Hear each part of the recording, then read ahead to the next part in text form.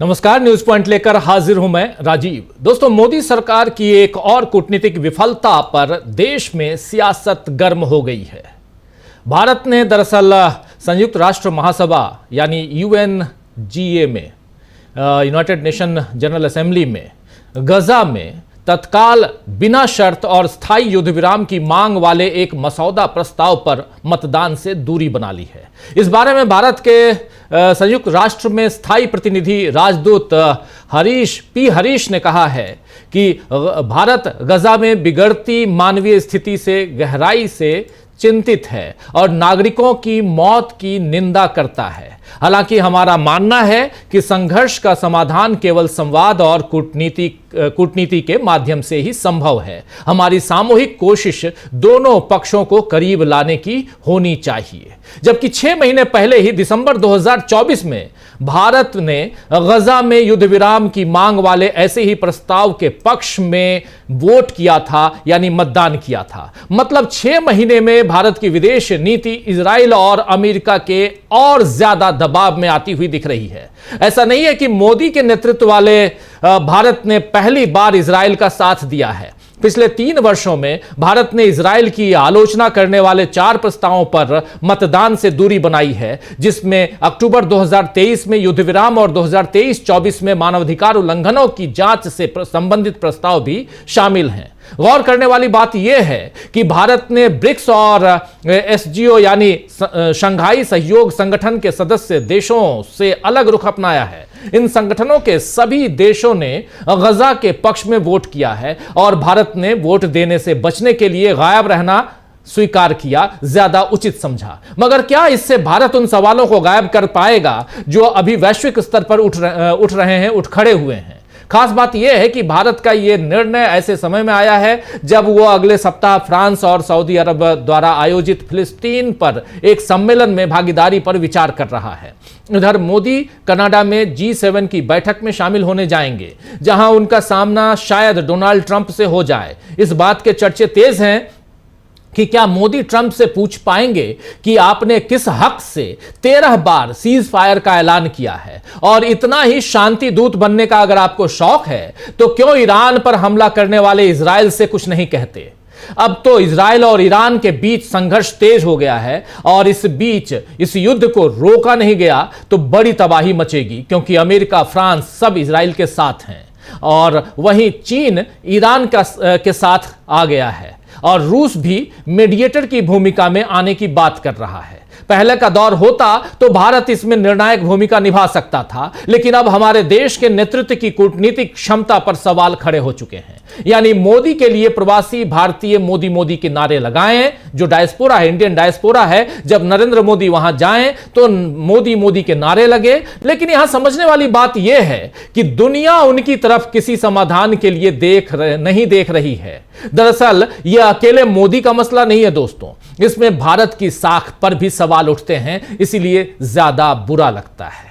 गजा में मतदान से गायब रहने पर प्रियंका गांधी ने, वायनाड से सांसद हैं, प्रियंका गांधी ने लिखा है कि यह शर्मनाक और निराशाजनक है कि हमारी सरकार ने गजा में नागरिकों की सुरक्षा और कानूनी तथा मानवीय दायित्वों को पूरा करने के लिए संयुक्त राष्ट्र के प्रस्ताव पर विचार न करने का फैसला किया है। 60,000 लोग, जिनमें ज्यादातर महिलाएं और बच्चे हैं, पहले ही मारे जा चुके हैं। एक पूरी आबादी को बंधक बनाकर भूख से मारा जा रहा है और हम कोई कदम उठाने से इनकार कर रहे हैं। यह हमारी उपनिवेशवाद विरोधी विरासत का दुखद उलटफेर है और यहां से जो है वो कई सवाल खड़े करता है कि आखिर भारत किस दिशा में जा रहा है, भारत की कूटनीति यानी जो विदेश नीति है खासकर, वो किस दिशा में जा रही है और इससे भारत के ऊपर क्या असर पड़ेगा, कहां खड़ी है आखिर नरेंद्र मोदी की सरकार। ये सवाल यहां हर भारतीय पूछेगा आने वाले वक्त में। लेकिन इससे जरा बाहर निकलते हैं और आते हैं इधर अहमदाबाद प्लेन क्रैश में, एयर इंडिया का विमान हादसा जो हुआ है 2 दिन पहले यानी 12 तारीख को, उस पर आते हैं। उस पर भी सवालों के घेरे में नरेंद्र मोदी की सरकार है।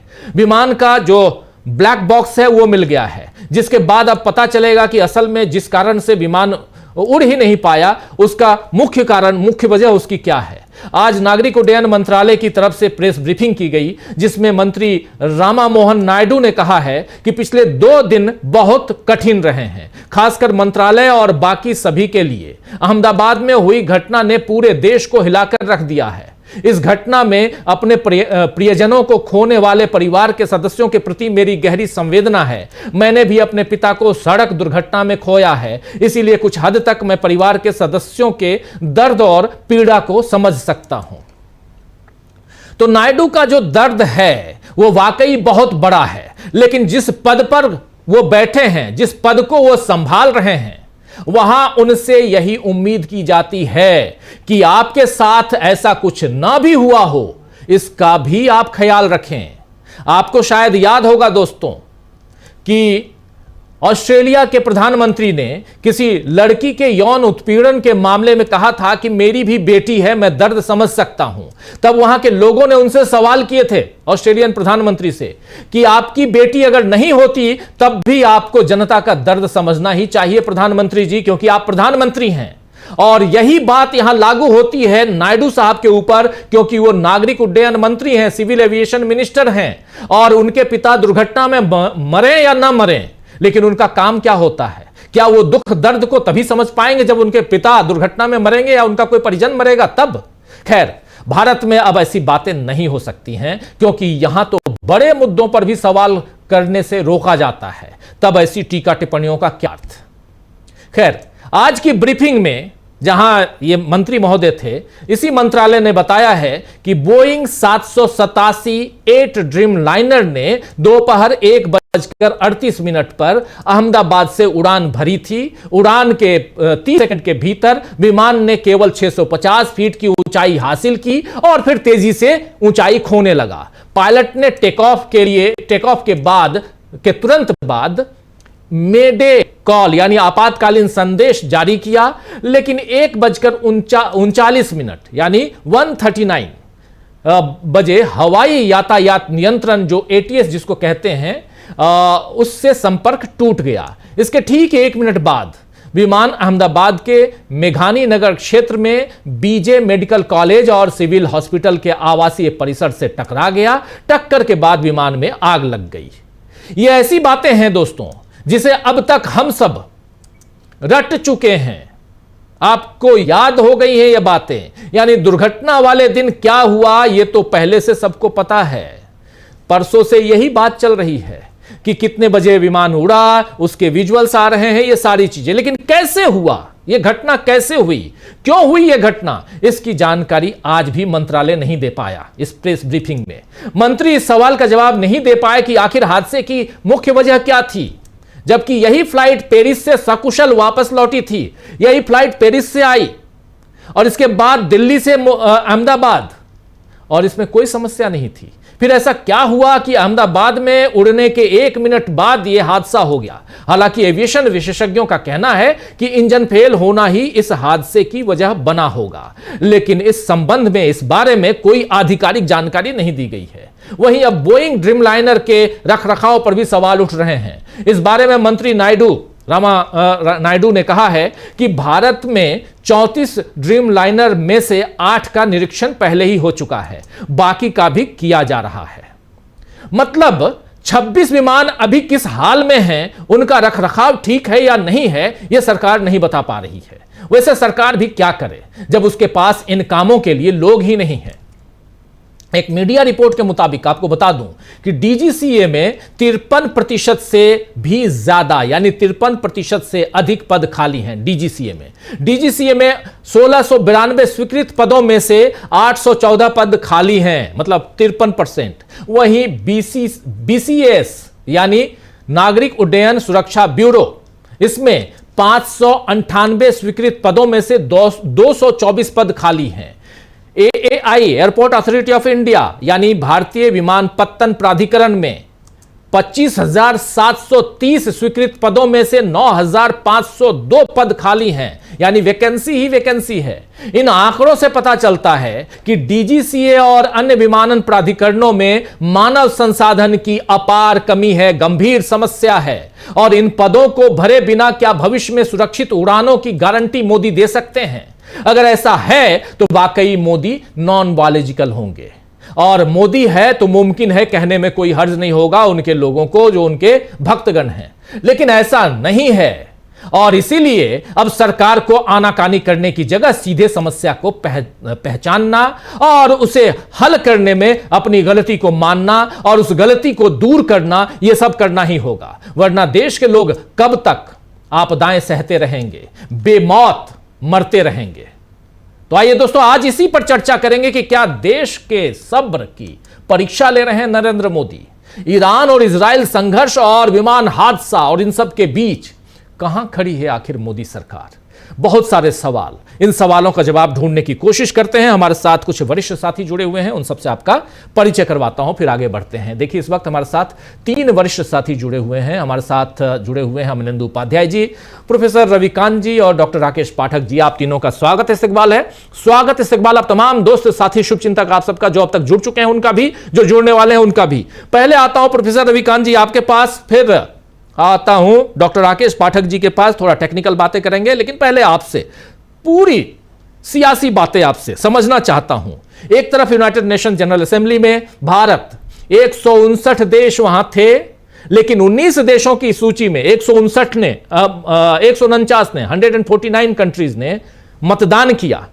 पक्ष में किया नहीं, पक्ष में किया वो सेकेंडरी है, लेकिन मतदान कर रहे हैं गजा में तुरंत युद्ध विराम हो, इसके लिए। भारत उससे बाहर हो गया। भारत उन 19 देशों में, 19 देशों में शामिल है जिसने मतदान नहीं किया।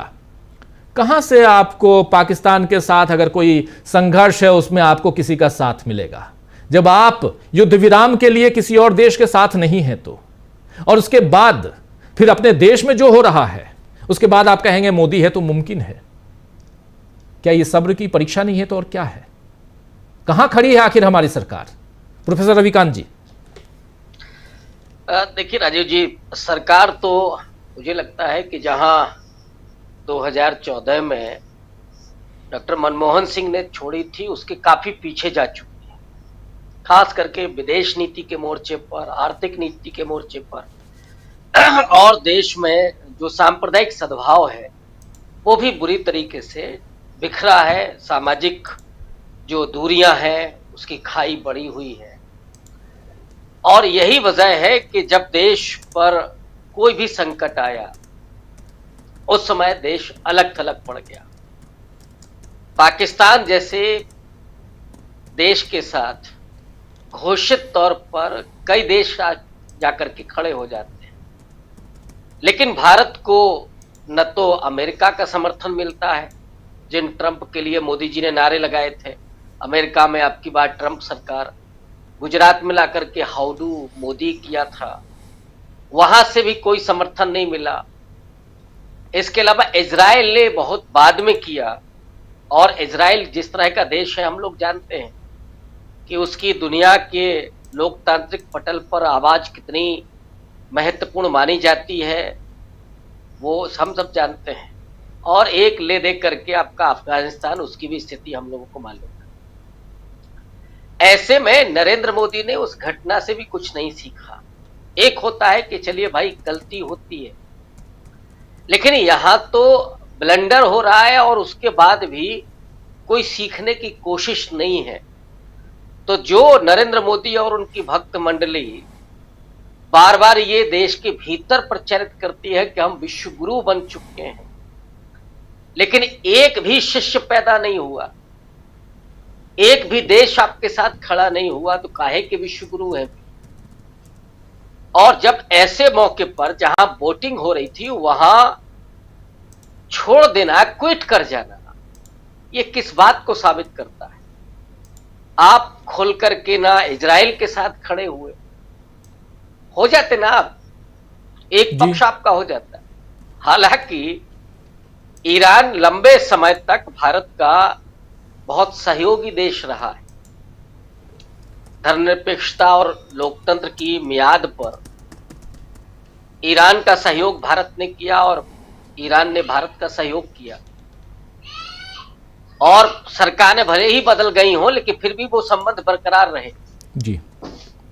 बावजूद इसके नरेंद्र मोदी ना ईरान का समर्थन कर पाए और क्विट कर गए। माने भारत सरकार क्विट करेगी। ये इस बात को दिखाता है कि आप बहुत असमंजस में हैं और भारत की कोई बहुत स्पष्ट विदेश नीति नहीं है।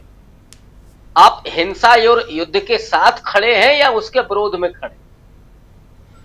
जो लोगों के साथ अन्याय हो रहा है, युद्ध में क्या होता है? चारों तरफ बर्बादी, लोग कुपोषण का शिकार हो रहे हैं, बच्चे मर रहे हैं गाजा में, या जो कल ईरान ने अटैक किया, युद्ध किसी भी देश पर हो, अंततः वो बर्बादी की तरफ ले जाता है। इसीलिए गांधी जैसा व्यक्तित्व भारत में पैदा हुआ और आइंस्टाइन से लेकर के बड़े बड़े दुनिया के लोगों ने कहा कि एक ऐसा व्यक्ति हाड़ मास का जो आश्चर्य है, अपने आप में अजूबा है, जो शांति की बात करता है, जो सौहार्द की बात करता है, और पूरे दुनिया में जिसने शांति का, और वो भी दो विश्व युद्ध के बीच में गांधी जी की यात्रा चल रही है, भारत का स्वाधीनता आंदोलन और आजादी, लेकिन फिर भी गांधी अडिग रहे अहिंसा पर।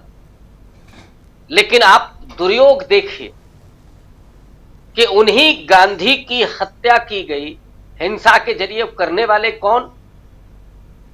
वही हिंदुत्ववादी गॉडसे जो कभी सावरकर का चेला था।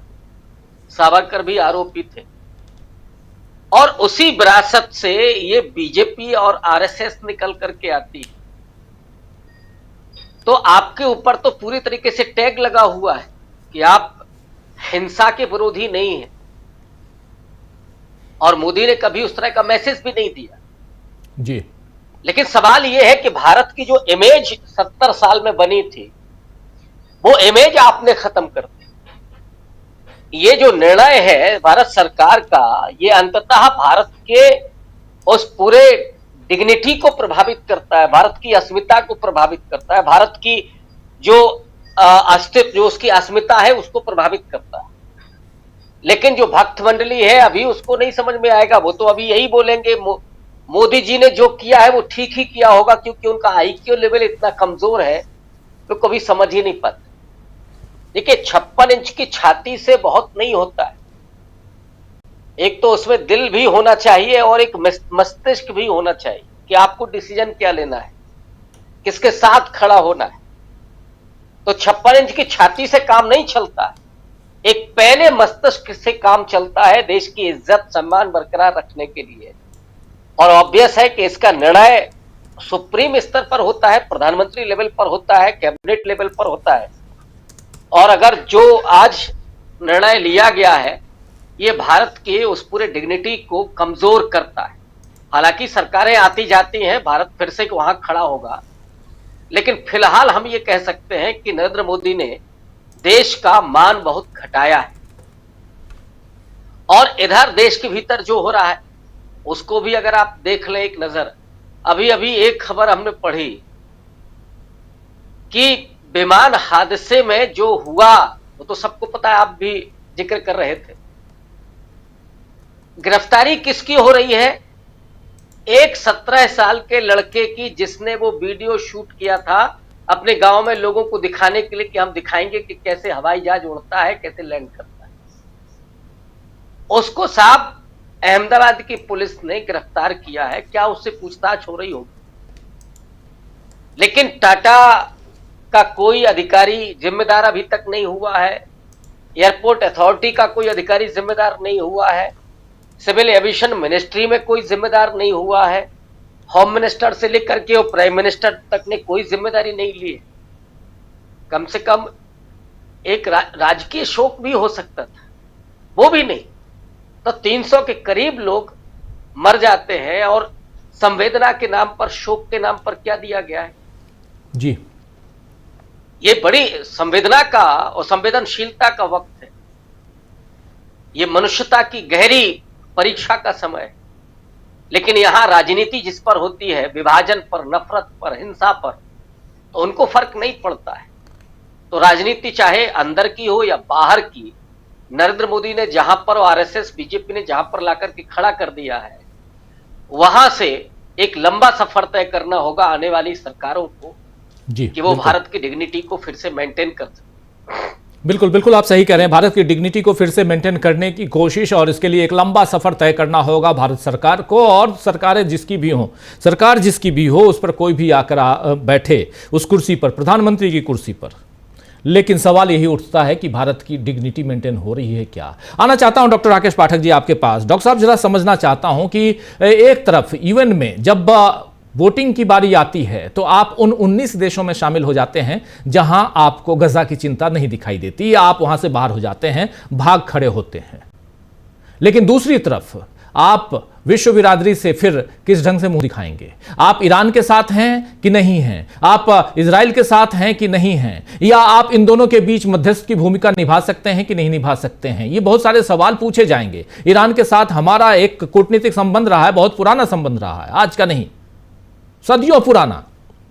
और उसके बाद एक ऐसे ही संबंध हमारा रूस के साथ भी रहा, आजादी के बाद तो बहुत ही प्रगाढ़ संबंध रहा है। लेकिन रूस और ईरान और इजराइल की बात नहीं कर रहा हूं मैं, बात यूनाइटेड नेशन में भारत के रुख की कर रहा हूं, और बात इधर फिर आते हैं हम तो हिंदुस्तान में जो चल रहा है इसकी कर रहा हूं। दो अलग अलग मुद्दे, दोनों बहुत गंभीर। एक एक कर जरा इन सब पे बात करें हम जल्दी जल्दी। जरा पहले जहां से भी आप शुरू करना चाहें कर सकते हैं, लेकिन यूनाइटेड नेशन से अगर शुरू करें तो वहां से खुद को खींचना, अपने आप को इजराइल के साथ बताना, इसके क्या मायने हैं?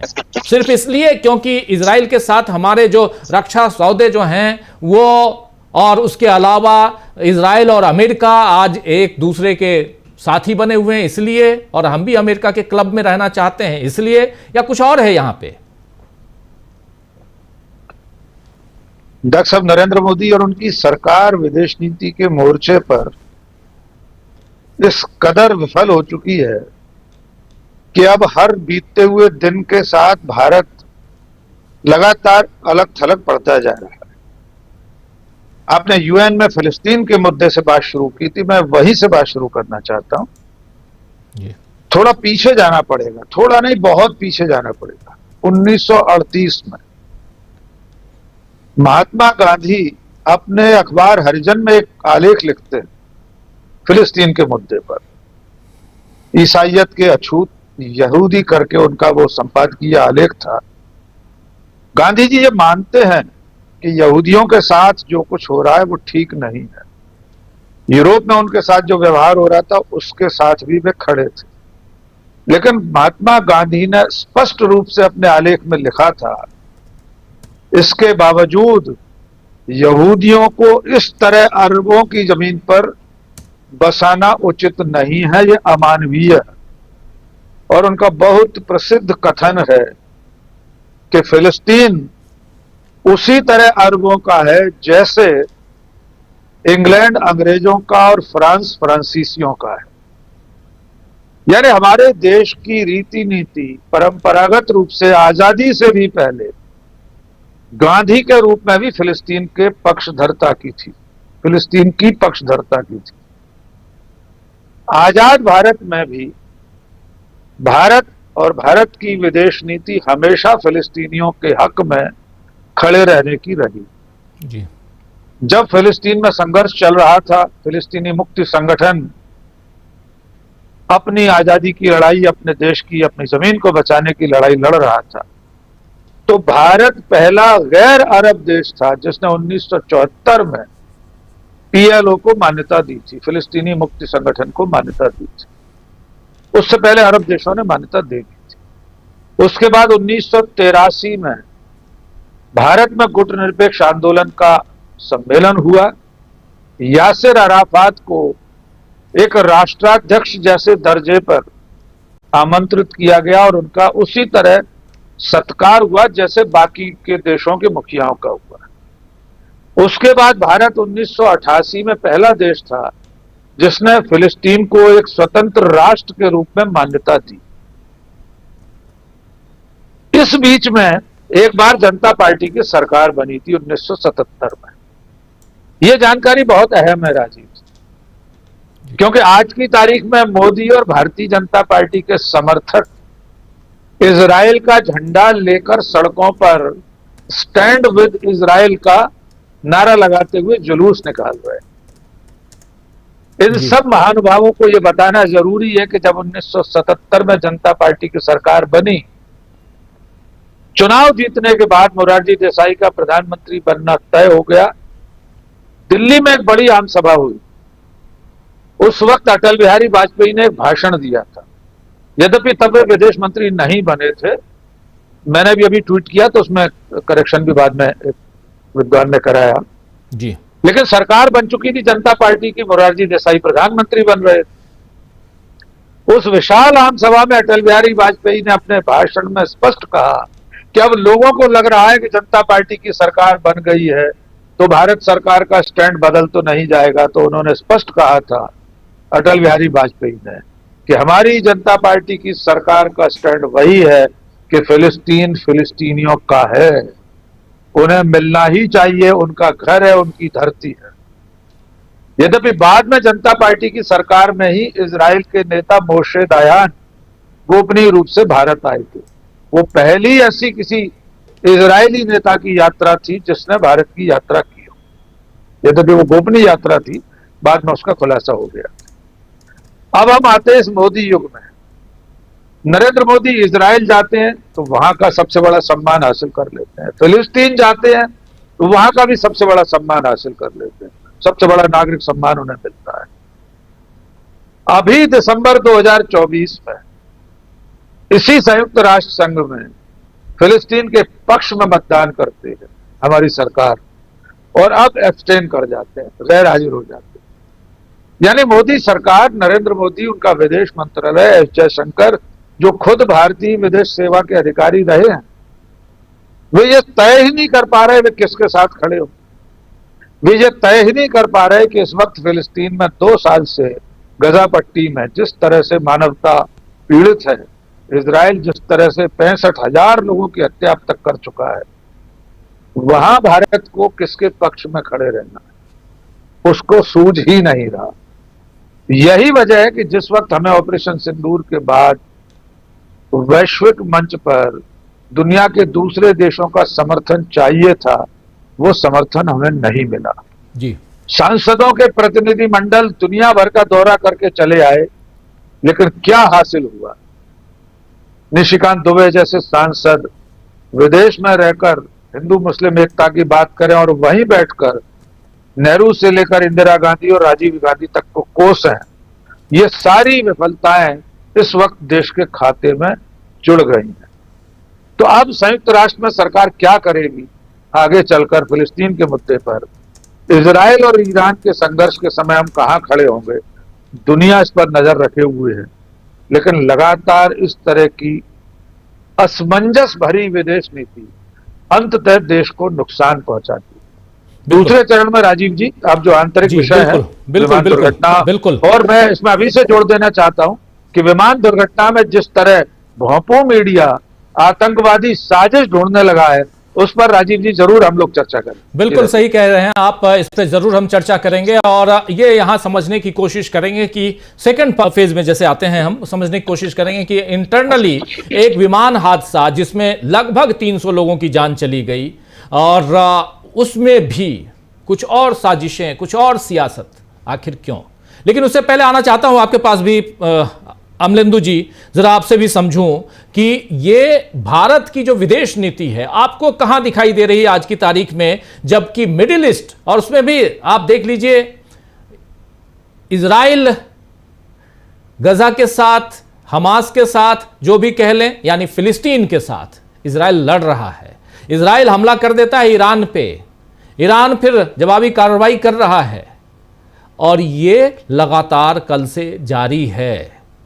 तीसरे विश्व युद्ध की सुगबुगाहट की बात हो रही है।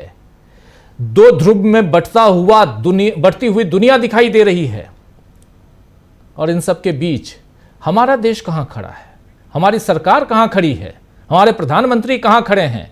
आपको बता दूं कि प्रधानमंत्री नरेंद्र मोदी कल से 5 दिनों की यात्रा, विदेश यात्रा पे जा रहे हैं। कल से नरेंद्र मोदी 5 दिनों की विदेश यात्रा पे जा रहे हैं, जिसमें वो साइप्रस जाएंगे, क्रोएशिया जाएंगे, कनाडा जाएंगे। कनाडा G7 में जाएंगे, उसके अलावा इन दोनों देशों के बीच के पास जाएंगे। खैर, लेकिन आपसे कहां खड़े हैं हम? राजीव जी, हम लोग तो ठीक जगह खड़े हैं, सरकार ठीक जगह नहीं खड़ी है। सरकार की बात कर रहे हैं, सरकार की बात कर रहा हूं जी। मोदी जी जो है वो ठीक जगह नहीं खड़े हैं और मोदी जी को जो ठीक जगह खड़े होना चाहिए।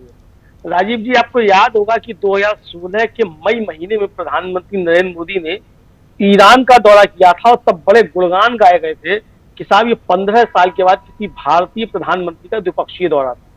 और यहाँ ये भी बताना जरूरी राजीव जी कि पंडित नेहरू से लेकर मोदी जी तक जो है 7 प्रधानमंत्री भारत के वो ईरान का दौरा कर चुके हैं और ईरान से हमारे बहुत पुराने संबंध हैं।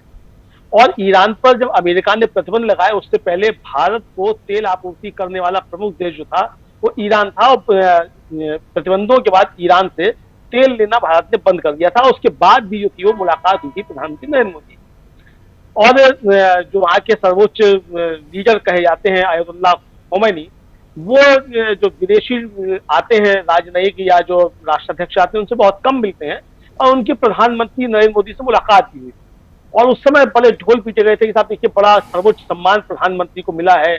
और जैसे कि प्रधानमंत्री की आदत है सबके जाके गले पड़ जाते हैं, यानी वहाँ संयुक्त राष्ट्र महासभा में आप इजराइल के साथ खड़े हुए मिलते हैं, फिर आप जो है वो फिलिस्तीन को भी गले लगाते हैं, फिर आप जो है वो खोमैनी को भी गले लगाते हैं, आप पुतिन से मिलकर आते हैं वहां और उसके बाद फिर आप जाके जेलेंस्की से मिलकर चले आते हैं, जेलेंस्की पीठ पर भी हाथ रखकर चले आते हैं। तो राजीव जी, असल में प्रधानमंत्री को ना तो विदेश नीति का मुझे लगता है कोई ज्ञान है और ये कहना सुब्रमण्यम स्वामी का भी है, और ना प्रधानमंत्री जानते हैं कूटनीति क्या है। सिर्फ दूसरे राष्ट्राध्यक्षों के गले पड़ने से ना तो प्रधानमंत्री के निजी रिश्ते जो है वो बनते हैं और ना भारत का कुछ भला होता है। अब प्रधानमंत्री गले पड़ते रहे डोनाल्ड ट्रंप से, लेकिन डोनाल्ड ट्रंप के गले पड़ना ना तो प्रधानमंत्री के काम में आ रहा है ना भारत के काम में आ रहा है। प्रधानमंत्री के काम में इसलिए नहीं आ रहा है कि 13 बार जो है कल फिर कह दिया डोनाल्ड ट्रंप ने प्रधानमंत्री पर फिर से हमला कर दिया है कि भाई मैंने जो था वो सीज फायर करवाया भारत और पाकिस्तान के बीच, 13वीं बार फिर कह दिया है। तो ये राजीव जी दूसरी बात फिलिस्तीन को लेकर है और ये जिस तरीके से गायब हुआ है वहां से भारत उस मतदान से, तो ये काफी ज्यादा चिंताजनक है। यानी कि हमारी विदेश नीति जो है वो अलग हो रही है और नेतन्याहू जो है वो नरेंद्र मोदी को फोन करते हैं, नरेंद्र मोदी जो है वो ट्वीट करके जानकारी भी देते हैं कि नेतन्याहू ने उनको फोन किया। तो भाई रास्ता चुन लो, अगर इजराइल के साथ ही खड़े होना है तो खड़े होइए इजराइल के साथ, किसने रोका है? हम थोड़ी रोक रहे हैं भैया, आप सरकार में आपको अपनी नीति तय करनी है तो तय कर लीजिए, आपको इजराइल के साथ खड़े होना बिल्कुल खड़े हो जाइए। लेकिन ये चूचू का मुरब्बा बनना जो है अब ये नहीं चल पाएगा, ना घरेलू मोर्चे पर ना विदेशी मोर्चे पर। तो ये अब स्पष्ट तरीके से लाइन तय करनी पड़ेगी कि आप फेंस के किस तरफ खड़े हुए हैं, क्योंकि आपने देश के अंदर भी राजीव जी यही परिस्थितियां पैदा कर दी हैं कि या तो आप मोदी विरोधी हैं या आप मोदी के समर्थक हैं, यानी बीच का कोई रास्ता मोदी जी ने छोड़ा ही नहीं है कि उनसे कोई आदमी कायदे की बात भी कर सके। तो इसलिए जो है प्रधानमंत्री नरेंद्र मोदी को तय करना पड़ेगा कि आप ईरान के साथ हैं या इजराइल के साथ हैं। यहाँ राजीव जी महत्वपूर्ण बात यह है कि इजराइल जो है वो हमलावर है और वो तमाम मुल्कों पर हमले कर रहा है, यानी उसने गजा पे हमला किया, उसने लेबनान पे हमला किया, उसने यमन पर हमला किया, उसने ईरान पर हमला किया। सारी दुनिया में मानवता का हत्यारा जो है वो इजराइल बन चुका है, पूरी दुनिया में उसकी भर्त्सना हो रही है। सिर्फ जो बड़े अमेरिकी देश है वो उसके समर्थन में खड़े हुए दिखाई पड़ते हैं। और ईरान ने साफ तौर पर कहा है कि हम अपनी संप्रभुता की रक्षा करेंगे। अभी थोड़ी देर पहले राजीव जी जो रिपब्लिक ऑफ ईरान है उसने साफ घोषणा की है कि इंतजार कीजिए, अगले कुछ घंटे ब्रेकिंग न्यूज पर खबर रखिए, कुछ बड़ा होने वाला है। तो यानी ईरान की तरफ से हमला राजीव जी बहुत बड़ा होगा। प्रधानमंत्री नरेंद्र मोदी को अपना रुख मुझे लगता है स्पष्ट कर लेना चाहिए कि आप ईरान के पाले में खड़े हैं या इजराइल के पाले में खड़े, और नहीं अगर नहीं खड़े किसी के पाले में तो फिर साफ कहिए भाई हम कुछ निरपेक्ष हैं, हम किसी की लड़ाई में नहीं है और शांति होनी चाहिए। तो फिर आप उस तरीके से काम करते हुए दिखाई भी देने चाहिए। ऐसा नहीं हो कि आप जाकर नेतन्याहू के गले लग जाए और फिर आप कहें कि हम तो साथ कहीं भी नहीं खड़े हुए। तो ये मुझे लगता है नहीं चलेगा। जी बिल्कुल बिल्कुल। हमारे साथ श्रवण गर्ग साहब जुड़ गए हैं। गर्ग साहब, आपका स्वागत है इस कार्यक्रम में और सीधे आपके पास ही आना चाहता हूं, समझना चाहता हूं आपसे। सबसे पहले चले हम इजराइल, ईरान और उसके अलावा UNGA, जहां पर हम लोगों ने देखा कि कैसे भारत वहां मतदान से खुद को दूर कर लिया। और यहाँ से हम लोग पिछली बार भी आपके साथ जब चर्चा कर रहे थे भारत की विदेश नीति पर, हम लोग कई बार चर्चा कर चुके हैं, लेकिन आज की तारीख में एक बार फिर, जबकि ईरान और जो अभी अमलिंदु जी कह रहे हैं कि ईरान कह रहा है कि थोड़ा इंतज़ार कीजिए, ब्रेकिंग न्यूज का कुछ बड़ा होने वाला है। बड़ा क्या होगा? वही जो हो रहा है उसको और ज्यादा बड़ा किया जाएगा, कुछ और विस्फोट होगा, दोनों साइड से हो सकता है, दुनिया तबाह होगी, इससे ज्यादा क्या होगा? लेकिन इन सब के बीच जब शांति के लिए कोई आगे आना चाहिए, जिन लोगों को, रूस ने भी कहा है कि दोनों देशों के बीच हम मेडिएशन के लिए, मध्यस्थता के लिए हम तैयार हैं। भारत को आप कहां पाते हैं और भारत यूनाइटेड नेशन में और खासकर गजा वाले मामले में खुद को क्यों पीछे खींच लिया होगा? थोड़ा आपका अनुमान, थोड़ा विश्लेषण। देखिए, मैं थोड़ा अनुमान बता सकता हूं और थोड़ा विश्लेषण कोशिश करता हूं बताने की। जी। हमारे अमलेंदु जी ने कहा कि प्रधानमंत्री बताएं कि कहाँ खड़े हैं, तो प्रधानमंत्री को पता नहीं है कि वो खुद कहाँ किस जमीन पर खड़े हुए हैं, तो वो क्या बताएंगे कि देश कहाँ खड़ा है। प्रधानमंत्री या तो हवा में उड़ते रहते हैं या कहाँ रहते हैं पता नहीं है। मैं अपना अनुमान बता रहा हूं पहले राजीव जी, उसके बाद विश्लेषण बताऊंगा। ये प्रस्ताव शंघाई कोऑपरेशन संगठन की तरफ से आया था और ये संयुक्त राष्ट्र संघ का प्रस्ताव नहीं था या सिक्योरिटी काउंसिल का प्रस्ताव नहीं था।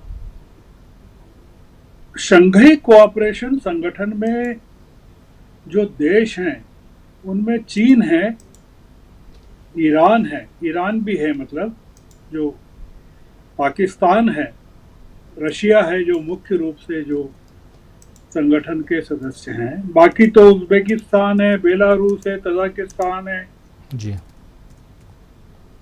किर्गिस्तान है, ये तमाम देश हैं।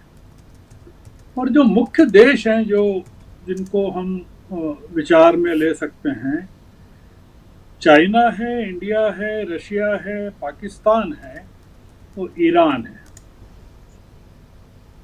अब मैं पहले अनुमान की ही बात कर रहा हूं। हम अभी ऑपरेशन सिंदूर की आग से निकले हैं और उसमें हमने देखा कि किस तरह से चीन ने पाकिस्तान का साथ दिया हमारे खिलाफ। चीन इसमें एक पार्टिसिपेंट है इस प्रस्ताव में। ईरान खुद एक जो अफेक्टेड पार्टी है वो भी प्रस्ताव में शामिल है। पाकिस्तान भी इसमें शामिल है, जिसके कारण ये पूरा का पूरा संघर्ष हुआ, हमारा ऑपरेशन सिंदूर हुआ आतंकवाद को लेकर। और रशिया ने भारत का साथ नहीं दिया मित्र देश होने के बावजूद। ये मेरा एक अनुमान है कि ये तमाम जो डेटरेंट कहते हैं, जिसको कि इसके पक्ष में, प्रस्ताव के पक्ष में खड़े होने से क्या फायदा होता और क्या नुकसान होता। तो नुकसान में ये है कि इजराइल आपको लगातार ब्लैकमेल कर रहा है किसी चीज को लेकर। आप दबे हुए हैं इजराइल से बहुत सारी चीजों को लेकर। अमेरिका इजराइल के साथ खड़ा हुआ है। वो पाकिस्तान के मामले में भारत का साथ नहीं देता, पर गजा के मामले में वो इजराइल का साथ देता है। यूरोप के जो देश हैं वो इजराइल के साथ खड़े हुए हैं। ऐसी स्थिति में एक ऐसा देश जिसकी कोई विदेश नीति नहीं है और पूरी की पूरी विदेश नीति ध्वस्त हो चुकी हो, वो उसके सामने निहायत बहुत बड़ा संकट है कि उसके सामने अगर वो प्रस्ताव के समर्थन में खड़ा होता तो क्या फायदे थे, नुकसान थे, और अगर विरोध करता तो क्या फायदे नुकसान थे, और एब्स्टेंड रहने में उसको क्या फायदे नुकसान हुए हैं। ये मैंने जो अपना अनुमान और विश्लेषण है वो आपके सामने पेश किया। प्रियंका गांधी जो बात कर रही हैं वो एक मानवीय धरातल पर बात कर रही हैं। 60,000 लोग मारे गए हैं लाखों लोग भूख और प्यास से मर रहे हैं। अभी जो थेटा थनबर्ग के नेतृत्व में जो राहत सामग्री लेकर गए थे, उनके साथ इजराइल ने किस तरह का सलूक किया, और इजराइल गजा पर अपने हमले लगातार बढ़ा रहा है। तो गजा एक बहुत ही मानवीय त्रासदी का एक बहुत बड़ा क्षेत्र बन गया है।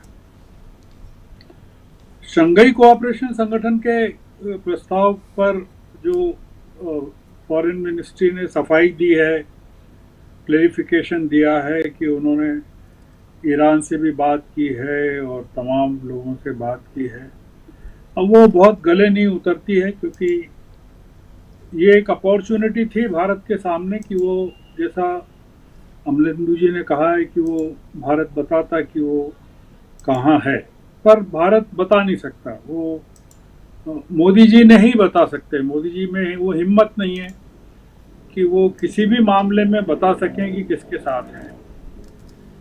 मोदी जी को विश्व गुरु बनना है, और विश्व गुरु बनने की पहली शर्त यह है कि आप सबको साथ लेकर चलिए। मतलब अगर ट्रंप डांट रहे हैं तो उनकी डांट भी सुनिए, और चीन अगर पाकिस्तान का साथ दे रहा है तो आप चीन की आलोचना मत कीजिए, बिल्कुल मत। चीन के बारे में आपने सुना होगा कि एक भी शब्द मोदी जी ने पूरे ऑपरेशन सिंदूर को लेकर नहीं कहा। ट्रंप ने 12-13 बार सीज फायर को लेकर कहा, एक बार भी जुबान नहीं खुली कि हम इसका विरोध करते हैं। भारत की कोई विदेश नीति नहीं है राजीव जी, और भारत का कोई विदेश मंत्री नहीं है। भारत के पास कोई मंत्री ही नहीं है, किसी भी क्षेत्र में कोई मंत्री नहीं है। देश को पहली बार पता चला कि कोई एविएशन मंत्री भी है, जो टीडीपी के कोटे में जिसको दिया गया है। आप उनके बायोडेटा पढ़िए तो आपको पता चलेगा रामा मोहन जी के, नायडू जी के, कि उनकी प्रतिभा क्या है, एविएशन में उन्होंने क्या काम किया है। तो हम एक बहुत बड़े संकट में मोदी जी के नेतृत्व में देश जा रहा है, और इसमें केवल विदेश नीति ही असफल नहीं हो रही है, देश का प्रधानमंत्री असफल हो रहा है। देश की को चिंता ये करनी चाहिए कि जो प्रधानमंत्री हैं वो उनके पद पर रहने के योग्य कितने हैं या नहीं है, यह देश किस तरह से चल रहा है। ये जो दुर्घटना हुई है ये बहुत भयानक है, और किसी भी संवेदनशील सरकार का कोई प्रधानमंत्री होता तो वो कहता कि मैं 5 दिन के लिए देश छोड़कर नहीं जाऊंगा। अगर जाना ही है, बहुत ज़रूरी है, कनाडा से संबंध सुधारना है, तो पर साइप्रस जाना, क्रोएशिया जाना, ये देश से भागने का एक तरीका है। जी। जैसे इनके मित्र भागते हैं, भगोड़े जिनको कहते हैं, नीरव मोदी हो या अजित मोदी हो या मेहुल चोकसी हो या विजय माल्या को भी ये भगोड़ा मानते हैं। हालांकि विजय माल्या ने जो कहा है उसके बाद से इनकी जुबान नहीं खुली है। उन्होंने कहा है कि मैं तो कह के गया था और मैं सारा पैसा दे चुका हूँ। जी। उसका कोई खंडन नहीं आया है, मैंने नहीं देखा कम से कम, या किसी बैंक ने किया हो कि नहीं ये झूठ बोल रहे हैं, हमको पैसा नहीं मिला। तो बहुत बड़ा संकट है राजीव जी, ये कोई गजा का संकट नहीं है। ये गजा से ज्यादा ये जो देश जिस तरफ जा रहा है, 140-146 करोड़ लोगों का जो देश है, वो दुर्भाग्यपूर्ण है। ये तो अब इजराइल पर इन्होंने जो हमले किए हैं, ईरान ने जो किए हैं, न्यूक्लियर ठिकानों पर किए हैं, इजराइल के बहुत बड़े बड़े हमले किए हैं ईरान ने, तो ईरान तो चुप बैठेगा नहीं। और ईरान के कई मित्र देश हैं, चीन सबसे बड़ा है, रूस है। हम लोगों के सामने संकट है, क्योंकि हम तेल रूस से भी लेते रहे हैं, ईरान से भी लेते रहे हैं, और प्रतिबंधों के बावजूद लेते रहे हैं। मतलब ईरान पर भी प्रतिबंध और रूस पर भी। बिल्कुल हमारे संकट बहुत बढ़ने वाले हैं राजीव जी, और वो उसका एकमात्र कारण ये है कि हमारा जो नेतृत्व है,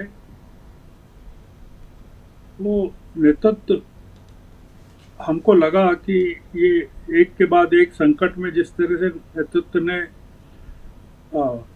समझौते किए हैं, लोगों को निराश किया है, लोगों को जानकारी से अवगत नहीं कराया है, और मौकों पर भागना। पहलगाम की घटना हुई तब ये सऊदी अरब में थे, और सऊदी अरब से आए तब पहलगाम नहीं गए, ये बिहार चले गए चुनाव प्रचार के लिए। अपने खुद के मोदी जी के गृह प्रदेश में इतनी बड़ी दुर्घटना हुई है, 268 लोगों का मरना, कोई राख हो जाना, कोई छोटी घटना नहीं है।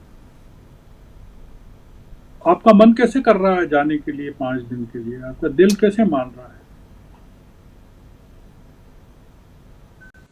क्या आपके घर में अगर कोई हादसा हो जाए तब आप कहीं विदेश यात्रा पर निकलते हैं क्या? तो ये असंवेदनशीलता, ये सरकार जो है पूरी तरह से संवेदन शून्य हो गई है। बिल्कुल। और पूरी की पूरी पार्टी जो है चापलूसों की जमात बन गई है, ताली बजाने वालों लोगों की जमात बन गई है। बिल्कुल आप सही कह रहे हैं। गर साहब दोबारा आता हूं आपके पास, और ज़रा इस विमान हादसे के बाद जो कई सारे सवाल उपज रहे हैं उन पे भी हम और चर्चा करेंगे। ज़रा एक बार आना चाहता हूं जल्दी से डॉक्टर राकेश पाठक जी, विमान हादसे पे आप बात कर रहे थे, और सेकेंड राउंड में हम लोगों ने बात कही थी कि उस पर करेंगे, और उसी पे चर्चा अब अपनी छिड़ चुकी है। और सबसे महत्वपूर्ण बात कि यहाँ से अभी से थोड़ी देर पहले मल्लिकार्जुन खड़गे भी पहुँचे थे, वहाँ श्रद्धांजलि अर्पित की उन्होंने, उस जगह पे भी गए जहाँ ये हादसा हुआ है। वो तस्वीरें भी, बहुत सारी तस्वीरें आ रही हैं। लेकिन सवाल ये है कि एक वीडियो बनाने वाले की बात कर रहे थे, एक बच्चे की बात कर रहे थे, और ऐसी बहुत सारी घटनाएं, बहुत सारी तस्वीरें हैं जो भयावह भी है, अलग अलग इसकी साइड स्टोरीज भी आ रही हैं। लेकिन जो मंत्री महोदय ने कहा है, उन बातों को उन्होंने रिपीट किया है जो हम लोग 2 दिन से सुन रहे हैं। कुछ भी नया नहीं है। जरा ले आइए डॉक्टर राकेश पाठक जी को। कुछ भी नया नहीं है, और आपके जरिए जरा समझना चाहता हूं कि क्या यहाँ पे बिल्कुल स्लो या किसी चीज़ को घटाने, छुपाने, या कुछ बातों को, जैसे मृतकों के आंकड़े को छुपाने का तो खेल हम लोग देख ही रहे हैं। कोई भी घटना घटती है उसमें भी हमने देखा है। इस पर आपके विचार, और बहुत इंपॉर्टेंट इसलिए क्योंकि ये छोटी घटना नहीं है। जैसे अभी गर्ग साहब बता भी रहे थे कि इतने लोग मारे गए, उसके बाद आप 5 दिन के लिए विदेश जा रहे हैं। देखिए राजीव जी, प्रधानमंत्री नरेंद्र मोदी इससे पहले भी हर अवसर पर ये जता और बता चुके हैं कि उनके भीतर उस तरह की संवेदना नहीं है जो देश के मुखिया के मन में, दिल में होना चाहिए। मोरबी में जब पुल गिरा था तब भी बड़ी संख्या में लोग मरे थे, लेकिन प्रधानमंत्री ने अपना चुनाव अभियान नहीं रोका। फिर किस तरह दूसरे या तीसरे दिन वहां पहुंचे, अस्पताल में रंग रोगन और सफेद चादरें, सारी व्यवस्था एकदम फिल्म का सेट जैसा बना के जब तैयार हो गया तब वे वहां पहुंचे थे। पुलवामा में क्या हुआ उसके बाद हमने देखा, गलवान घाटी में क्या हुआ उसके बाद हमने प्रधानमंत्री की प्रतिक्रिया देखी है। तो उनसे इस वक्त ज्यादा उम्मीद नहीं करना चाहिए। लेकिन इस घटना को लेकर जिस तरह से मुख्य धारा का मीडिया, एक खास विचारधारा के लोग अब एक नया नैरेटिव लेकर आए हैं कि इसके पीछे कोई आतंकवादी साजिश है। एक कारोबारी है लाला रामदेव, उसने भी कहा है कि इसमें तुर्की के लोगों का हाथ हो सकता है, उसकी कोई एजेंसी काम कर रही थी। इस तरह की बातें अब शुरू हो गई। पहली बात तो यह है कि होने को कुछ भी हो सकता है, इससे कभी इनकार नहीं किया जा सकता। किसी भी बड़ी घटना में कोई सबोटाज हुआ हो, कोई विस्फोटक अंदर तक पहुंच गया हो, जहाज में रिमोट से कुछ कर दिया गया हो, कुछ भी हो सकता है। कनिष्क विमान इसी तरह गिराया गया था, उसके तो भीतर से विस्फोट हुआ था। विमान अपहरण की घटनाएं हुई हैं, कंधार विमान अपहरण हमारे साथ, हमारे देश के साथ हुआ है।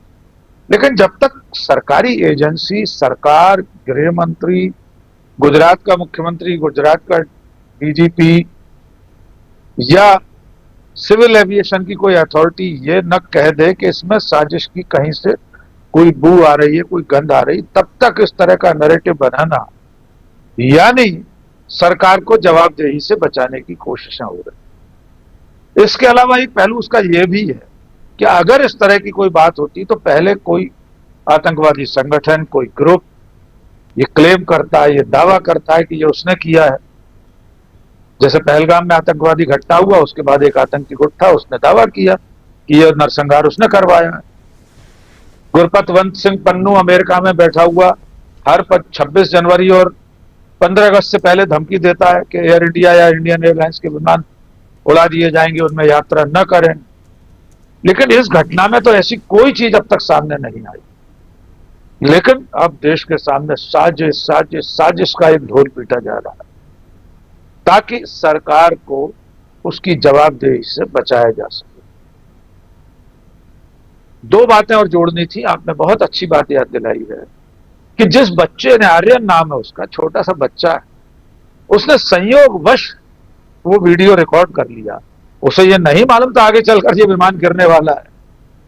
और आज भी इस देश में विमानों को देखकर पढ़े लिखे लोग तक एक बार ऊपर की तरफ देखने लगते हैं।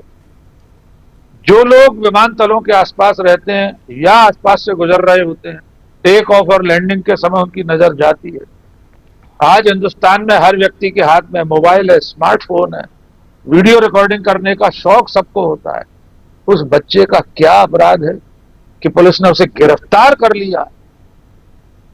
बीएनएस की किस धारा में लिखा है कि किसी गिरते हुए विमान का वीडियो नहीं बनाया जा सकता? क्या कहीं से भी उस बच्चे की कोई संलिप्तता इतने बड़े हादसे में हो सकती है? लेकिन इस अमृत काल में एक बेकसूर, बेगुनाह, नाबालिग बच्चा पुलिस की गिरफ्त में है। अब कल हो सकता है कोई और कहानी नई सुनाई जाने लगे। मेरा ऐसा मानना है कि इतने बड़े हादसे में सरकार और प्रधानमंत्री को इससे ज्यादा संवेदनशीलता जताना चाहिए थी। गृह मंत्री को इस तरह का बयान नहीं देना चाहिए था कि ये तो एक्सीडेंट है, इसे रोका नहीं जा सकता। तो अब तक इतने सालों में जो और घटनाएं हुई हैं, जो प्रशासनिक लापरवाही और चूक से हुई है, भगदड़ जैसी घटनाएं हुई हैं, सुरक्षा इंतजामात में चूक की पहलगाम जैसी घटना हुई है, उसी को रोक लेते। वो तो ऐसा एक्सीडेंट नहीं था जिसे रोका नहीं जा सके। तो कुल मिलाकर ये सरकार अपनी जिम्मेदारियों से बचने में लगी रहती है। सरकार का समर्थक जो तंत्र है वो भी इस तरह के बेसिर पैर के नैरेटिव लेकर आ जाता है कि जिस पर बाकी का पूरा देश चर्चा करने लगता है।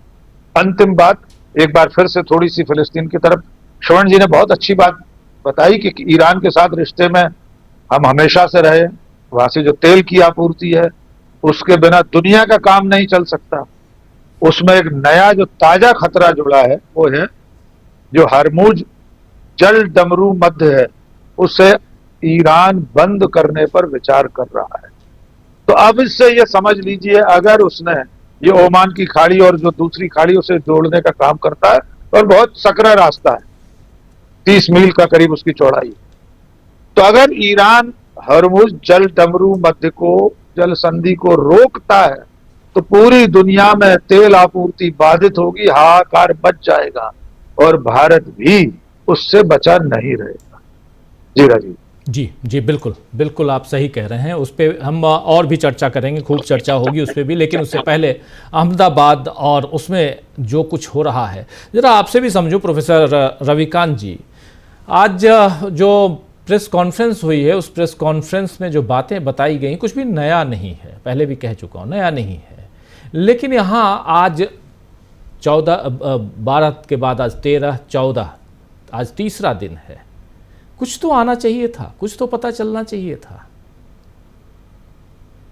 कुछ तो दूसरी चीज संवेदनाओं की अगर बात करें तो उसमें भी अब प्रधानमंत्री नरेंद्र मोदी जी विदेश जा रहे हैं। 2 दिन के लिए चले जाते हैं, 5 दिन के लिए जा रहे हैं। नहीं राजीव जी, मुझे लगता है कि ये सवाल बेमानी है, और बेमानी इसलिए है कि प्रधानमंत्री जी को हम सब जानते हैं, पूरा देश जानता है। कोई एक घटना हो और पहली बार हो रहा हो तब हम सवाल उठाएं तो मुझे लगता है कि बनता है। आपको याद होगा कि जब पुलवामा हुआ था तो उसमें वो शूटिंग में व्यस्त थे। जब पहलगाम हुआ तो वो सऊदी अरब में थे, संभवतः लौट करके आए तो कहाँ जाते हैं दूसरे दिन? बिहार जाते हैं। उन्हें देश के लोगों की चिंता होती तो अचानक लॉकडाउन नहीं करते। नोटबंदी से क्या वो वाकिफ नहीं थे कि किस तरह से लोग लाइन में लगेंगे, किस तरह से परेशान होंगे? फिर भी उन्होंने किया। एक नहीं, एक लंबी फेरिस्त है जो उनकी संवेदनहीनता को दिखाता है। उन्होंने कभी चिंता नहीं की इस बात की कि लोग क्या कहें। उन्होंने एक बड़ा अपना समर्थक वर्ग पैदा किया हुआ है जो उनके हर एक्शन को डिफेंड करता है। मोदी जी अभी अगर ना जाए तो देखिए फिर वो भक्त मंडली क्या करती, और जा रहे हैं तो वो भक्त मंडली क्या जवाब देगी, आपको देखिएगा। तो उनको इस बात की चिंता नहीं है। मोदी जी सिर्फ और सिर्फ चुनाव पर ध्यान देते हैं। अभी वो लौट करके आएंगे तो बिहार पर फोकस होगा उनका। गुजरात का चुनाव फिलहाल नहीं है तो अभी उसकी चिंता नहीं है। हालांकि वो याद होगा मोरबी पुल वाला हादसा, उसमें संभवतः 141 लोग मरे थे। चुनाव के ठीक पहले की घटना थी वो, और उसमें भी जिस कंपनी ने वो पुल बनाया था उसके साथ क्या हुआ, कोई उसकी गिरफ्तारी हुई, कोई उसको सजा हुई, मुझे तो याद नहीं है। तो गुजरात में भी कुछ भी हो सकता है, या कहीं भी। अभी जो भगदड़ हुई कुंभ मेले में, आप उसमें एक बार कह सकते हैं भाई मोदी जी ने एक संवेदनशीलता वाला ट्वीट किया था। योगी जी ये कह रहे थे कि कुछ नहीं है, भगदड़ की अफवाह है, उस पर ध्यान न दें, तो उसमें मोदी जी ने किया था। अब वो क्यों किया था, उसके पॉलिटिकल मायने क्या हैं, वो भी हम लोग जानते हैं। लेकिन उनसे ये उम्मीद करना अपने आप को भ्रम में डालना है, और मैं बिल्कुल नहीं इस बात के लिए तैयार होता हूं। मोदी जी है वो नॉन बायोलॉजिकल है, तो वहां क्या है, वहां वो कहिए अचानक कृष्ण के अवतार बन जाए, ना कुछ लेकर के आए थे ना कुछ लेकर के जाओगे, सब कुछ मेरे भीतर है, तुम सब मुझ में समाहित हो। तो मोदी जी ये भी कह सकते हैं, तो इसलिए वो चीज है ही नहीं वहां। आप मोदी जी को एक मनुष्य के रूप में देखा तो ये, और मनुष्य से सवाल होते हैं, जो अपने आप को भगवान घोषित कर दे उससे सवाल नहीं होते। और लोकतंत्र में इसीलिए घोषित किया गया, खुद स्वघोषित रूप से नॉन बायोलॉजिकल है मोदी, तो वो इसीलिए कि कोई सवाल ना खड़ा हो। यही अगर यूपीए गवर्नमेंट होती तो आप देखते यही जो मीडिया है वो क्या कर रहा होता। आपको याद होगा वो जब मुंबई में आतंकवादी हमला हुआ था जी, तो पाटिल जो उस समय के गृह मंत्री थे उन्होंने सिर्फ ड्रेस बदली थी, और उस पर जो मीडिया ने किया था, और सही किया था, सही सवाल किया था, इस्तीफा हुआ केंद्रीय गृह मंत्री का और महाराष्ट्र के गृह मंत्री दोनों का। लेकिन ये जो हादसा है, इसमें किसी का इस्तीफा हुआ क्या? किसी ने जिम्मेदारी ली क्या?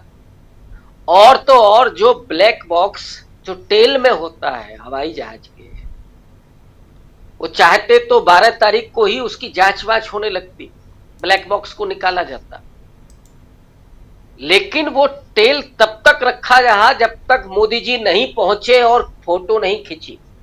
और जिस एंगल से वो फोटो ली गई है वो हम सब जानते हैं कि कैमरामैन ने लेट करके फोटो ली होगी, वो फोटो जिस एंगल से, तो वहां पे किस एंगल से फोटो ली जाएगी, ये फोटोबाजी हो रही थी।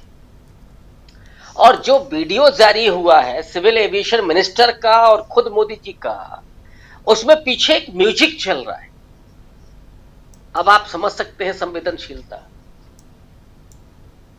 कि साहब वो किसी तरह का भी म्यूजिक हो, क्या उसकी जरूरत थी इस शोक की घड़ी में? नहीं, लेकिन लोगों की दिलचस्पी उसमें हो, ये जो पीआर एजेंसियां हैं वो सारा ये खेल करती हैं। लेकिन ये तो हमें उम्मीद, मैंने कहा ना कि अब बेमानी है ये करना कि मोदी जी कभी ये देख करके और इस पर कहें कि नहीं ये सब नहीं होना चाहिए। मोदी जी अब नेहरू जी नहीं है या इंदिरा गांधी नहीं है। आप किसी और दूसरे प्रधानमंत्री से उनकी तुलना नहीं कर सकते कि वहां पे चिंता होती थी। और नेहरू जी की चिंता एक बार नहीं, आपको 10 उदाहरण मिलेंगे, चाहे पैसे का मामला हो, चाहे संवेदनशीलता का मामला हो, लोगों से मिलने जुलने का मामला हो। और कभी ब्रांडिंग तो नहीं होती थी कि योग करते हुए नेहरू जी ने वो फोटो बाहर दिखाई हो लोगों को, वो भी योग करते थे, वो अच्छा योग करते थे मुझे लगता है मोदी जी से। लेकिन मोदी जी योग करते हुए तो तिरंगे से पसीना वसीना पहुंचते हुए फोटो तो आएगी। तो आप समझ सकते हैं कि कितना यहाँ देश के प्रतीकों और देश के प्रति सम्मान है। ये विशुद्ध राजनीति, मैं मानता हूं कि मोदी जी एंड कंपनी जो है वो पॉलिटिक्स में बेहद प्रोफेशनल है, बेहद प्रोफेशनल। इसलिए उनसे संवेदनशीलता की उम्मीद करना नितांत बेमानी है। और अब देश के अधिकांश लोग इस बात को स्वीकार कर चुके हैं कि यहां यह संभव नहीं है। आप पिछले 11 साल में एक भी इस्तीफा आप बता दीजिए कि किसी जिम्मेदारी को लेकर के हुआ, मुझे याद नहीं आता। वो एक मुस्लिम मिनिस्टर का एक इस्तीफा हुआ था जब उन पर वो आरोप लगे थे मीटू वाला, वो एक मुझे याद है।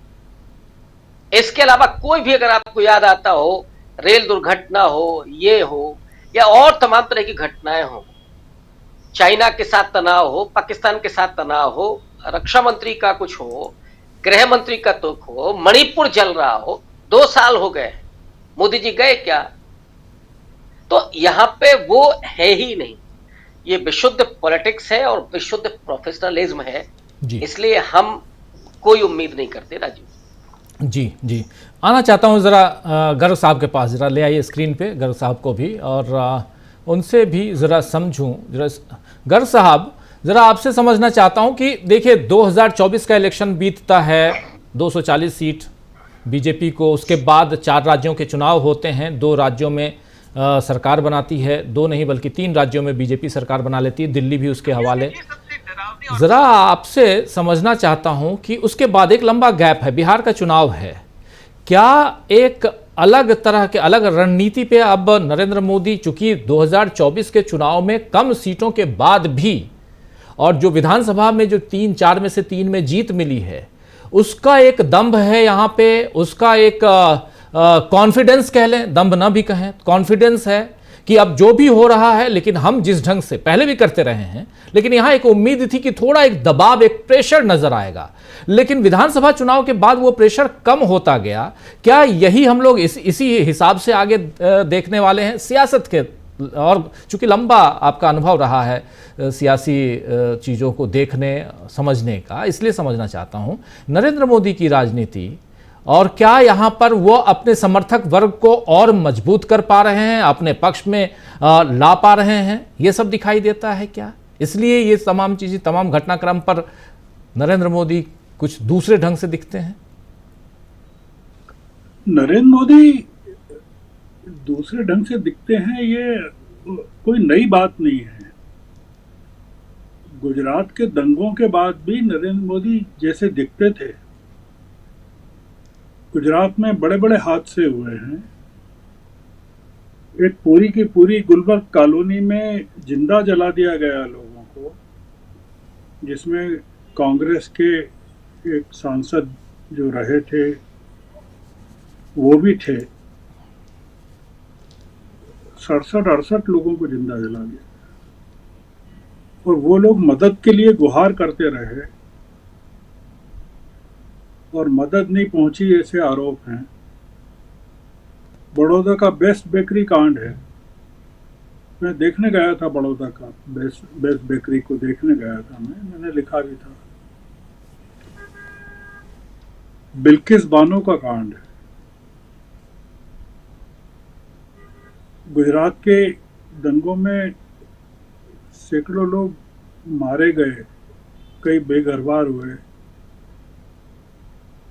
मोदी जी अविचलित रहते हैं। वो मोदी जी का कोई ऐसा नहीं है कि वो इस समय ऐसा कर रहे हैं, ऐसा दिख रहे हैं। दूसरा, ये हमको भ्रम निकाल देना चाहिए कि उनके जो भक्त हैं या उनके जो समर्थक हैं वो उनके साथ हैं। जिनको आप भक्त मानते हैं या समर्थक मानते हैं वो सत्ता के साथ हैं, और सत्ता जैसे जैसे कमजोर होती जाएगी मोदी जी की, वैसे वैसे समर्थक ज्यादा उग्र होते जाएंगे, क्योंकि वो अपने आप को ज्यादा असुरक्षित महसूस करेंगे। तो ये बिहार क्यों जीतना चाहते हैं? वो ये दिखाना चाहते हैं कि ये पहलगाम से, ऑपरेशन सिंदूर से या विमान दुर्घटना से कोई फर्क नहीं पड़ता है। देश की जनता मेरे साथ है, वो ये सिद्ध करना चाहते हैं। बिहार में वो ये सिद्ध करना चाहते हैं। महाराष्ट्र में यही सिद्ध करना चाहते थे। मोदी जी स्वयं को सिद्ध करना चाहते हैं। वो हुकूमत को या सरकार को या पार्टी को सिद्ध नहीं करते हैं। उन्होंने खुद को नॉन बायोलॉजिकल बताया। उन्होंने ये नहीं कहा कि मेरी पूरी सरकार नॉन बायोलॉजिकल है।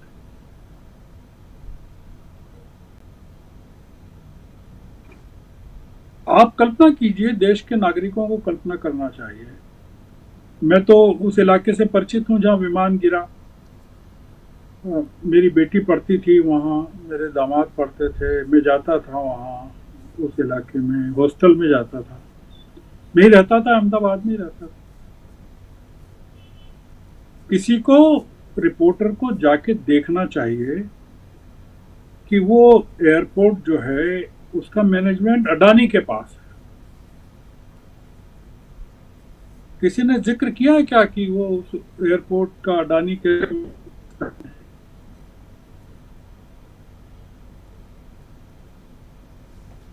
चारों तरफ से किसी ने जिक्र किया क्या? किसी ने जिक्र किया क्या कि उसके जो रनवे हैं विमानतल के, वो पूरी की पूरी आबादी में जाते हैं।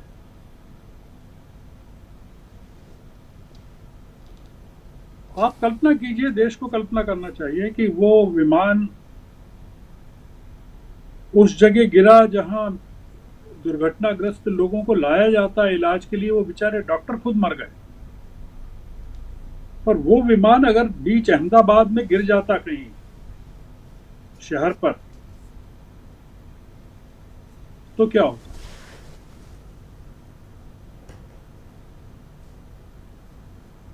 ये दुनिया की सबसे बड़ी दुर्घटना है।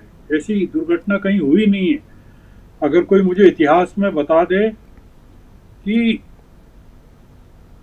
आबादी पर इतना बड़ा जहाज 1 लाख लीटर जिसमें फ्यूल हो, जो टेक ऑफ के 2 मिनट के अंदर गिर जाए, 650 फीट की ऊंचाई से नीचे गिर जाए, और जिसके बारे में वो कह रहे हैं कि वो अभी पेरिस से होकर आया था, हमको चर्चा ही नहीं करना चाहिए कि सरकार या सरकार के लोग इसमें षड्यंत्र की बू देख रहे हैं? बात ही नहीं करना चाहिए इस विषय पर।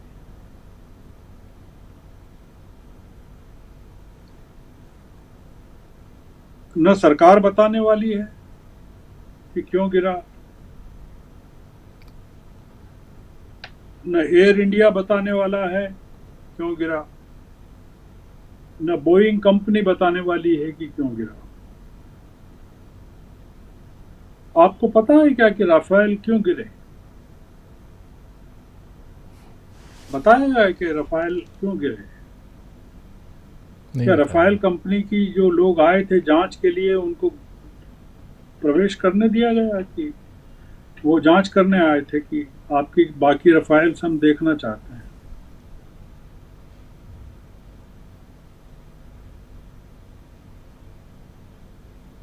ये सरकार खुद चाहती है कि देश का जो ध्यान है वो ईरान की तरफ चला जाए, गजा की तरफ चला जाए, इजराइल की तरफ चला जाए। देश की जो बहस है वो गोदी मीडिया के जो कैमरे हैं वो इजराइल पर तैनात हो जाए। सरकार चाहती है, होगी। आपका ध्यान अहमदाबाद से किसी भी कीमत पर हटाना जरूरी है।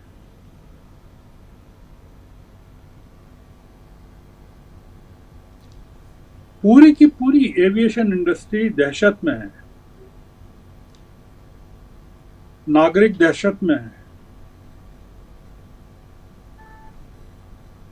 ये अहमदाबाद की दुर्घटना पर मल्लिका साराभाई ने एक बहुत बड़ा आलेख लिखा है सोशल मीडिया पर। वो है, उसमें बताया है उन्होंने। ये जो सज्जन रूपाणी जी हैं, ये जितने समय मुख्यमंत्री रहे 4 साल,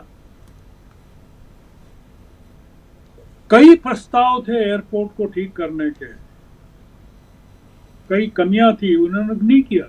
उनके जमाने में नहीं हुआ कुछ भी,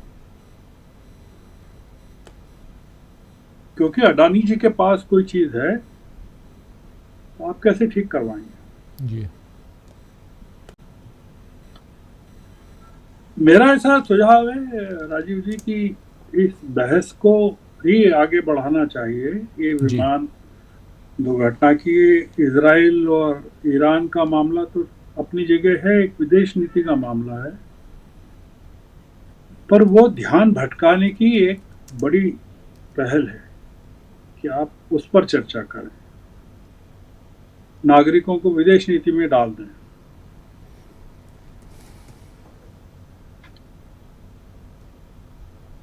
मेरा ऐसा मानना है कि बहस इस पर होनी चाहिए कि मोदी जी क्यों जा रहे हैं, जी। मोदी जी क्या लेके आने वाले हैं।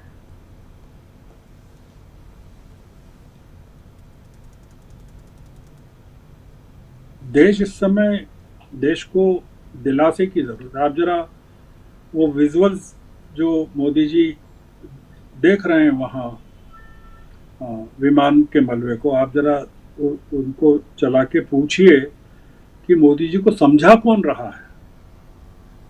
मतलब जो समझा रहे हैं, ज्ञान दे रहे हैं मोदी जी को, उनके चेहरों पर फोकस करके दिखाइए कि क्या ये एक्सपर्ट लोग दिखा रहे हैं कि वहाँ के उनके लोकल लोग जो हैं, जो मंत्री हैं या हॉस्पिटल के अधिकारी हैं, मेनली मंत्री दिखा रहे हैं।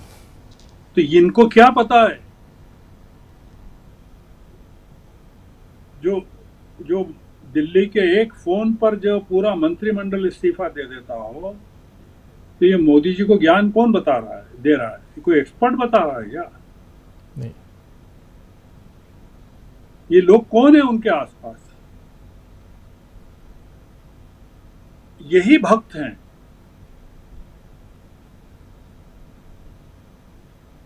आपने कभी सुना क्या कि आपके देश का एविएशन मंत्री कौन है इस दुर्घटना के पहले? नहीं पता था जी। उसकी उम्र पता है क्या कि वो कितने साल का है? आप बताइए कि हमारे देश के नागरिकों को ये पता नहीं कि एविएशन मिनिस्टर कौन है। लाखों लोग, मेरे ख्याल से एक अनुमान के हिसाब से, मैं गलत भी हो सकता हूं, 5 लाख से ज्यादा लोग प्रतिदिन एयर ट्रेवल करते हो जी। या 5 लाख हर घंटे करते हो। सैकड़ों प्लेन आते हैं भारत में, दुनिया भर के सैकड़ों जाते हैं, और ये एविएशन मंत्री हैं।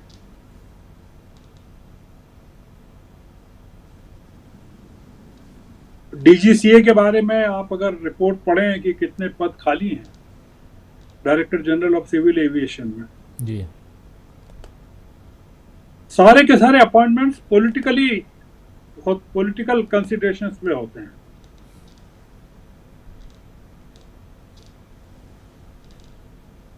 तो आप क्या कर लेंगे? ये कल से और कुछ दुर्घटना हो जाएगी तो फिर ये कुछ कह देंगे। बिल्कुल। पुलवामा की रिपोर्ट मिली क्या आपको कि पुलवामा क्यों हुआ? पहलगाम की कोई रिपोर्ट मिली क्या आपको, क्यों हुआ? क्या पहलगाम के आतंकवादियों में कोई मारा गया या पकड़ा गया अभी तक? 22 अप्रैल को घटना हुई थी, 22 जून आने आया, 2 महीने हो गए। आपको पता चला है क्या कौन था? कोई चर्चा भी करता है क्या किसी बहस में कि क्या हुआ पहलगाम के आतंकवादियों को?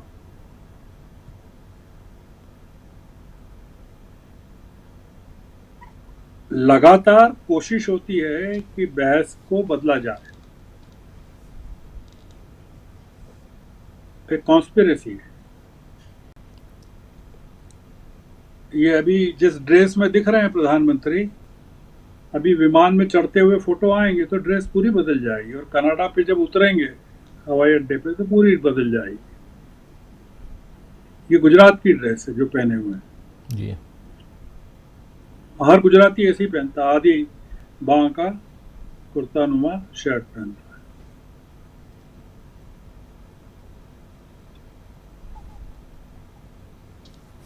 ये एक बहुत अजीब सी स्थिति है राजीव जी, और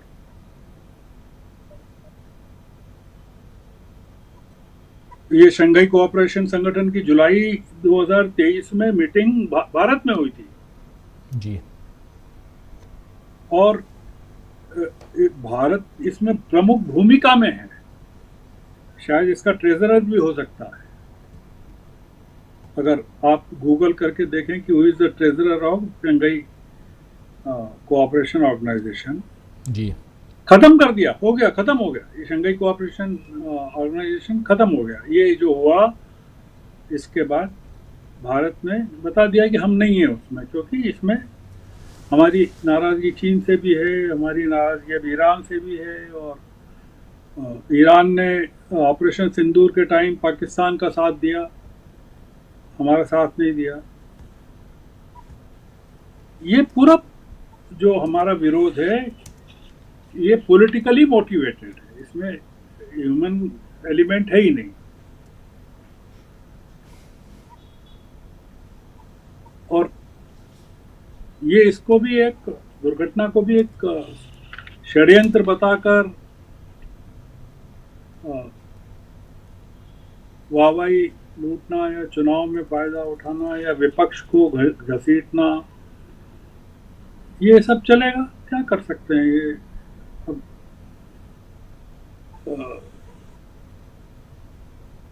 बहुत दुर्भाग्यपूर्ण है। देख रहे हैं क्या हो रहा है। नागरिकों को बताना पड़ेगा, नागरिकों को बताना पड़ेगा कि ये जो हो रहा है, मैंने जैसे कहा ना कि ये विमान अगर बीच अहमदाबाद में कहीं कोई तो कहीं गिर जाता तो आप क्या करते हैं?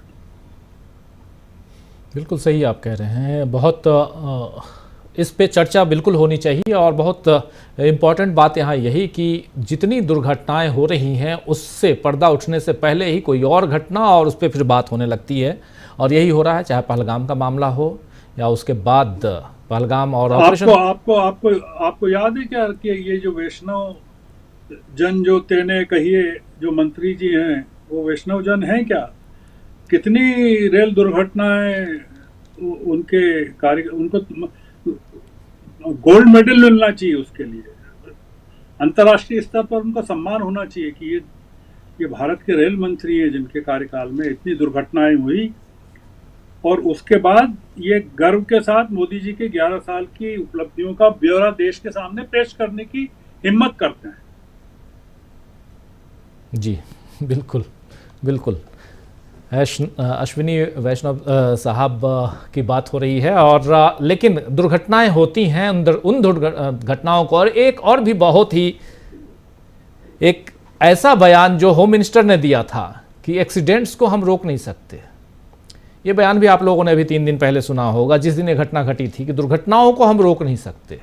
ये बड़ा दुर्भाग्यपूर्ण है ऐसे बयान अगर मंत्री दें, और जिनके ऊपर पूरा का पूरा ऐसी दुर्घटनाओं को रोकने की जिम्मेदारी होती है। जैसे संवेदनाएं तभी आप प्रकट कर सकते हैं जब आपके ऊपर कोई कुछ बीते, या आप उन चीज़ों को अपनी भावनाओं के साथ, अपनी इंद्रियों के सहारे उन चीज़ों को आप फील कर सकते हैं। तो ये घटना ऐसी है जिस पे अभी चर्चा बाकी है, हम लोग चर्चा करेंगे इस पे। लेकिन आज इन 2 महत्वपूर्ण मुद्दों पे हम बात कर रहे थे, ईरान और इजराइल का मामला। इजराइल ताबड़तोड़ हमला किए हुए है। इस वक्त जब हम ये कार्यक्रम अब समापन की ओर जा रहे हैं तो खबर ये आ रही है कि इजराइल ईरान पर, तेल अवीव पर लगातार हमला किए हुए है। तेहरान पे काफ़ी हमला है, और उधर तेल अवीव की तरफ से। और दूसरी तरफ सबसे बड़ी चीज़ कि अब संघाई जो यानी एससीओ जो है उसमें भी 2 फाड़ है, उससे भारत अपने आप को अलग कर लिया है। बहुत कुछ है, इस पे भी बात करेंगे, लेकिन बात अहमदाबाद की आगे करेंगे।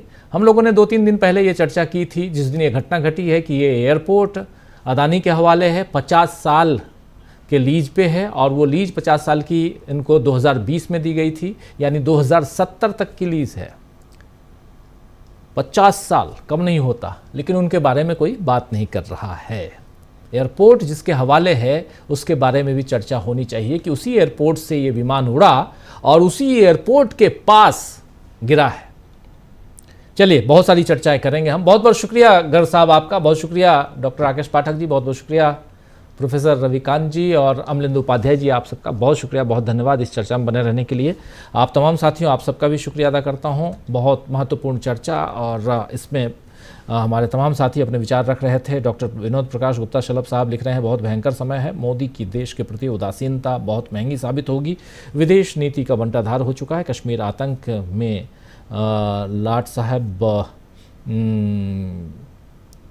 तक का इस्तीफा नहीं हुआ, अब जहाज़ गिरा पर हवा का कसूर मन उदास। जी बिल्कुल, हवा का कसूर है और मन उदास है, बिल्कुल सही कह रहे हैं डॉक्टर विनोद प्रकाश गुप्ता शलभ साहब। उदय प्रसाद जी हमारे साथ जुड़े हुए हैं, हमारे साथ विजय कुमार श्रीवास्तव जी हैं, हमारे साथ भास्कर शर्मा जी हैं, विजय कुमार श्रीवास्तव जी, राजेश कुमार धनखड़ साहब। आप तमाम साथियों, इस कार्यक्रम को यहीं समाप्त करने की इजाज़त चाहता हूं, और कल शाम 7 बजे फिर हाजिर होऊंगा कुछ ऐसी खबरों के साथ, कुछ ऐसे ही पैनलिस्ट दोस्तों के साथ, और आप सबका हमेशा की तरह इंतजार रहेगा। तो जुड़े रहिए हमारे साथ और देखते रहिए टीवी लाइव। नमस्कार, गुड नाइट, शुभ रात्रि, शब ब खैर।